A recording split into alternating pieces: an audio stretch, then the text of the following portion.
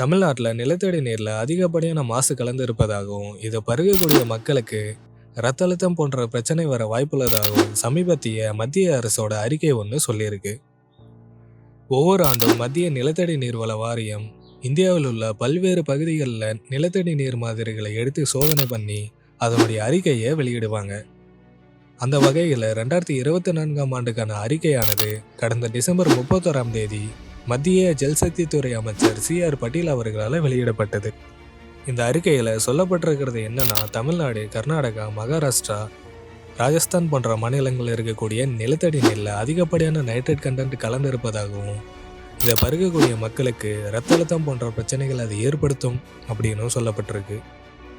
மேலும் இந்த நைட்ரேட் கலந்த தண்ணீரானது குழந்தைகளுக்கு ப்ளூ பேபி சிண்ட்ரோம் அப்படின்ற பிரச்சனையும் ஏற்படுத்தக்கூடியது.